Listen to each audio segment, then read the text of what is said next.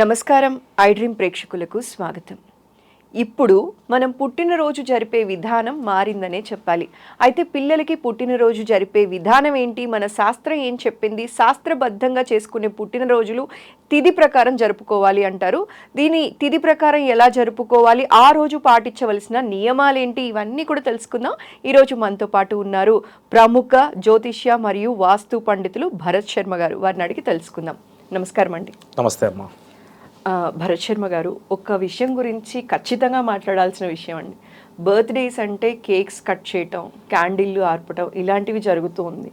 అయితే చాలామంది ఆధ్యాత్మికవేత్తలు కానీ, జ్యోతిష్య పండితులు కానీ మన శాస్త్రం గురించి, మన శాస్త్రాన్ని, మన వేదాన్ని కాపాడాలి అనుకునే వాళ్ళందరూ కూడా చాలాసార్లు చెప్తున్నారండి, బర్త్డేస్ ఇలా జరుపుకోకండి, తిథి ప్రకారం జరుపుకోండి, మన శాస్త్రం ఎలా చెప్పిందో అలానే జరుపుకోండి అంటున్నారు. ఈరోజు మా ప్రేక్షకుల కోసం అసలు శాస్త్రీయంగా పుట్టినరోజు ఎలా జరుపుకోవాలి, తిథి ప్రకారం జరుపుకోవాల్సిన నియమాలేంటి అన్న విషయం పూర్తిగా చెప్తారా అండి? తప్పకుండా అమ్మ. ముందుగా ఈ కాలం నాటి ప్రేక్షకుల యొక్క తల్లిదండ్రులకి, అదేవిధంగా విద్యార్థులందరూ ఖచ్చితంగా తెలుసుకోవాల్సినటువంటి అంశం ఇది. మనం ఒక పిల్లవాడు పుట్టంగానే, అది అబ్బాయి అయినా సరే అమ్మాయి అయినా సరే, ముందుగా ఇవాళ రేపు అన్ని సిజరియన్సే కాబట్టి ముందుగా పురోహితుని అడుగుతారు ఏ టైం బాగుంటుంది అని. సో అక్కడ బ్రాహ్మణుడు అవసరం పడుతున్నాడు.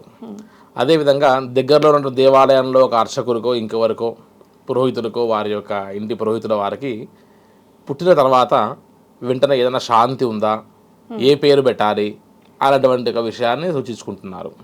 మనం వారికి పేరు సూచించేటువంటి విధానంలో కూడా కనీసం 3 అక్షరాలు కలిగితే బలం ఉంటుంది, అదేవిధంగా ఈ అక్షరంతో మొదలు పెడితే బాగుంటుంది అని చెప్పినప్పటికీ అది ఒక 90% వాళ్ళ మైండ్లో ఉన్నప్పటికీ ఈ యొక్క తల్లిదండ్రులకి ఆధ్యాత్మిక ప్రపంచం నుండి ఆధునిక ప్రపంచానికి వచ్చారు కాబట్టి వారికి వెంటనే కొత్త కొత్త రకాల పేర్లు, కనీసం అర్థం లేని పేర్లు.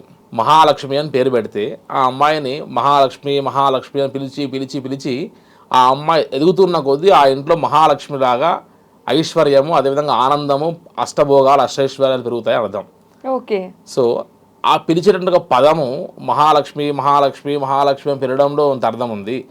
అలా కాకుండా వాటిని మరి కట్ చేసి చిన్నటువంటి ఒక పదాలను వాడుతూ మళ్ళీ వాటికి మళ్ళీ నిక్ నేమ్స్ వాడుతూ, పెట్ నేమ్స్ వాడుతూ మనం కాస్త ఈ కొత్త ట్రెండ్కి అలవాటు పడడం వల్ల వారిని పిలిచేటువంటి ఆ పిలుపులోనే వారి ఆయుష్ తగ్గిపోతూ వస్తుందట. ఏ పేరైతే పెట్టి ఉండి మనం నామకరణం చేస్తామో ఆ పేరు పెట్టి పిలవకుండా వారి నిక్ నేమ్స్తో పిలవడం వల్ల కూడా ఆయుష్ క్షీణిస్తుంది అని చెప్పచ్చు. కాబట్టి వన్స్ ఒకసారి పుట్టిన తర్వాత మనం మొట్టమొదటి రోజు ఫస్ట్ వారికి చేసిన ఈవెంట్ ఏంటి, ఫస్ట్ బర్త్డే అంటాం. మనం పుట్టినటువంటిది ఫర్ సపోజ్ చైత్ర మాసంలో శుక్లపక్షంలో పాడ్యమి రోజు పుట్టుంటారు. తిరిగి ఈ చైత్ర శుక్ల పాడ్యమి అనేటువంటిది వాళ్ళు మర్చిపోయి కేవలం జనవరి 1 అని మాత్రం మైండ్లో పెట్టుకొని ఉండి నెక్స్ట్ ఇయర్ జనవరి 1కి మాత్రమే వారు ఆ యొక్క ఫంక్షన్ పెట్టుకుంటే మనం పుట్టినరోజు కాకుండా ఎవరో పుట్టినరోజు మనం సెలబ్రేట్ చేసుకుంటున్నాం. ఎందుకంటే మనం పుట్టినటువంటి ఒక తిథి, నక్షత్రం, వారం, యోగం, కర్ణం ఏవి మ్యాచ్ కావు. దాంట్లో అసలు పంచాంగమే మ్యాచ్ కానటువంటి ఒక వాటిలో ఇవాళ ప్రతి ఒక్కరూ పుట్టినరోజు జరుపుకుంటున్నారు అని చెప్పచ్చు. ఎవరో పుట్టినరోజు మనం జరుపుకోవడం ఎందుకమ్మా, మనం పుట్టినరోజు మనం జరుపుకోవడం ఆనందం కదా. కాబట్టి ఎప్పుడైతే తిథి ప్రకారంగా ఎవరైతే పుట్టినరోజు చేసుకుంటారో వారికి మాత్రమే ఆయుష్ కలిసి వస్తుంది, ఆయుష్ పెరుగుతుంది అని చెప్తారు. కాబట్టి ఆ యొక్క తిథి, నక్షత్ర, వారం ఏవైతే నడుస్తున్నాయో, మాసము, పక్షము, అదేవిధంగా తిథి, మనం ఫస్ట్ ఒక క్యాలెండర్ రాగానే ఇంగ్లీష్ క్యాలెండర్ దాంట్లో కూడా ఇవన్నీ మెన్షన్ అయి ఉంటాయి. ఫస్ట్ క్యాలెండర్ తీసుకుని చేయాల్సిన పని ఏంటి, ఒకవేళ మన పూర్వీకులు ఎవరైనా గతి ఉంచి ఉంటే వారికి మనం తిథి చేస్తాం. వారికి తిథి అనేటువంటిది ఫస్ట్ మార్క్ చేసుకోవాలి. ఎందుకంటే మనకు మొట్టమొదటి పండగ ఏంటి, మన పితృదేవతల ఆరాధనే. దేవతల ఆరాధన కంటే కూడా విశేషమైనటువంటిది పితృదేవతల ఆరాధన. మా నాన్నగారు దీపావళిలో చనిపోయారు కాబట్టి ప్రతి దీపావళి నాకు పెద్ద పండగ. మా నాన్నకు చేసేటువంటి కర్మే నాకు ముక్కోటి దేవతలకు చేసిన దానికంటే కూడా ఎక్కువ ఆశీర్వాదాన్ని ఇస్తుంది. సో నా వంశము, నా గోత్రం నిలబడాలన్నా, వారు తరించాలన్నా పితృదేవతలు వారు అనుగ్రహించింది అయితే ముక్కోటి దేవతల చేతిలో కూడా అనేటువంటి ఒక 2 ఆయుధాలు మా తండ్రి దగ్గర ఉంటాయట. కాబట్టి క్యాలెండర్ రాగానే ఎప్పుడు అవుతుంది అనేటువంటిది ఫస్ట్ నేను మార్క్ చేసుకోవాలట. ఆ తర్వాతనే నాకు పుట్టినరోజు ఇంకోరు పుట్టినరోజు, ఆ పుట్టినరోజు ఏ తారీఖు అవుతుంది ఏంటనేది ఆ తిథిని మ్యాచ్ చేసుకొని మనం తెలుగు మాసాలని మనం మ్యాచ్ చేసుకొని టిక్ వేసుకోవాలి అని చెప్తారు. అయితే ఆ రోజు విశేషంగా ఏం చేస్తే కలిసి వస్తుంది అంటే సరే మనం పిల్లలకి కేకులు కట్ చేయడము, చాక్లెట్స్ ఇవ్వడం ఇవన్నీ కూడా మనం అధునాతనమైనటువంటి యొక్క వాటిని ఆచరిస్తూనే ఉదయం పూట ఖచ్చితంగా వీరికి తలంటు స్నానం చేయించి మంచి బట్టలు వేయించి మన ఇంట్లో మనం ఎంతైతే ఖర్చు పెట్టి ఈ కేకులకి వాటి ఖర్చు పెడుతున్నామో వాటిలో కొద్దిగా ఖర్చు పెట్టినా కూడా ప్రతి ఒక్క పిల్లవాడికి ప్రతి ఒక్క మనిషి చేసుకోవాల్సినటువంటి యొక్క చక్కటి కార్యక్రమం వాళ్ళ ఆయుష హోమం చేసుకోవాలట. పుట్టినరోజు నాడు ఆయుష్ హోమం జరిపించాలి. ఇప్పుడు ఒక సంవత్సరం నుంచి మొదలుపెట్టి 40 సంవత్సరాల వరకు వచ్చాడు అని అంటే మనకు భగవంతుడు 120 సంవత్సరాలు ఆయుష్ ఇస్తే మనం నోటికి తాళం వేసుకోలేకుండా 60 సంవత్సరాలు తగ్గించుకున్నాం మనం. సో 50% ఆల్రెడీ మనం వదిలేసాం.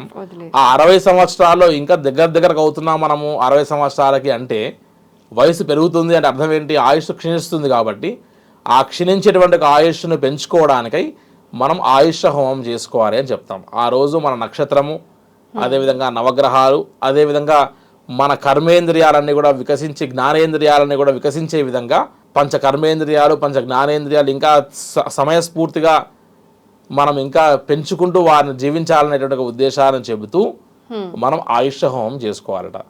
పుట్టినటువంటి ఒక పిల్లవాడి నుంచి మొదలు పెడితే ఎవరైతే ఆయుష హోమం చేసుకుంటూ ఈ కార్యక్రమం చేస్తారో పుట్టినరోజు నాడు అటువంటి వారికి విశేషంగా సమయస్ఫూర్తి, జ్ఞానం ఇవన్నీ పెరుగుతాయని చెప్తారమ్మా. ఇప్పటికీ కొంతమంది కోటీశ్వరులు, ఎంతెంతో సాఫ్ట్వేర్ ఉద్యోగాలు చేసేటువంటి ఒక కంపెనీ ఓనర్లు కూడా ఇప్పటికీ వాళ్ళ పిల్లల్ని ఈ తిథి నక్షత్ర వార యోగాలని అనుసరించే ఈ ఆయుష హోమాలు చేసుకుంటూనే వారి లైఫ్ లీడ్ చేస్తున్నారు. అందరు ఇంకా వదిలిపెట్టలేదు. చాలా పెద్ద పెద్ద వాళ్ళు, పెద్ద పెద్ద స్థాయిలో ఉన్నటువంటి ఒక నాయకులు లాంటి వారు కూడా ఇది ఇంకా ఫాలో అవుతూ ఉన్నారు. తెలియని వాళ్ళకి తెలియట్లేదు. కానీ అందులో ఏదో ఇవాళ మనం కొత్తగా లక్షలు, 2 లక్షలు, 3 లక్షలు సంపాదించిన ఉద్యోగాలు చేస్తూ మనం కాస్త పాశ్చాత్య కల్చర్కి, ఇంగ్లీష్ వారి యొక్క కల్చర్కి అలవాటు పడిపోయి మనం వాటిని మనం విస్మరిస్తూ ఉండడం వల్ల సమస్యలు మనం కొని తెచ్చుకుంటున్నామని చెప్పచ్చు అమ్మ. కాబట్టి ఈ తరానికి మనం కేవలం ఆస్తి అంతస్తే కాకుండా మన యొక్క సంస్కృతి సాంప్రదాయాలు వాటి వెనకాల ఉన్నటువంటి యొక్క రహస్యాన్ని కూడా మనం అందించాలి అని చెప్పచ్చు. నేను డిసెంబర్ 5 రోజు పుట్టా అమ్మ. నేను డిసెంబర్ 5 రోజు పుట్టాను అంటే మా అమ్మ లేదరా నువ్వు పలానా తిథి పలానా నక్షత్రంలో పలానా రోజు నీ పుట్టినరోజు అంటే తప్ప మా అమ్మ డిసెంబర్ 5 అనదు. కాబట్టి వారికి ఆ తిథి నక్షత్రాలు గుర్తున్నాయి. ఒక 10 మంది ఉంటే వాడు ఈ చైత్ర మాసంలో ఇప్పుడు పుట్టాడు, వాడు వైశాఖ మాసంలో ఇప్పుడు పుట్టాడు, శ్రావణ మాసంలో వీడు పుట్టాడని మా అమ్మగారు అన్ని మాసాలతో గుర్తుపెట్టుకుంటది. మనమేమో మీ పిల్లవాడు డేట్ ఎప్పుడు బర్త్డే అంటే నా జనవరి 5th, జనవరి 4th ఇవి చెప్తున్నాం మనం. కాబట్టి అలా కాకుండా తిథి నక్షత్రాలని మనం అనుసరించి చేస్తే మనం బలం సంపాదించుకునే వాళ్ళు అవుతాము. అదేవిధంగా నక్షత్రానికి బలం ఉంటేనే స్టార్, మీ బర్త్ స్టార్ ఏంటని అడుగుతాం, అరే నీ స్టార్ బాగుందిరా అంటాం. కాబట్టి మన స్టార్ మనకు బాగుండాలి అని అంటే మనం పుట్టినరోజు మాత్రమే మనం చేసుకోవాలి తప్ప పక్కన వాడి పుట్టినరోజు అప్పుడు చేసుకోకూడదు. ఒకవేళ అలా చేస్తే ఎవరికి మ్యాచ్ అవుతుందో వాడికి మనం బలం ఇచ్చడం అవుతాం తప్ప మనమైతే ఖచ్చితంగా బలం సంపాదించుకోవట్లేదు అని చెప్పచ్చమ్మా. చాలా చక్కగా చెప్పారండి. ఎందుకంటే పుట్టినరోజు తిథి ప్రకారం జరుపుకోవాలని తెలిసిన కొందరికైనా సరే ఇట్లా ఆయుష్ హోమం జరిపించుకోవాలి అన్న విషయం తెలియని వాళ్ళందరికీ కూడా ఈ వీడియో బాగా ఉపయోగపడుతుందండి. మా వారి కోసం ఇంత చక్కటి ఇన్ఫర్మేషన్ అందించినందుకు మరోసారి ప్రత్యేక ధన్యవాదాలండి. నమస్కారం. నమస్తే అమ్మా.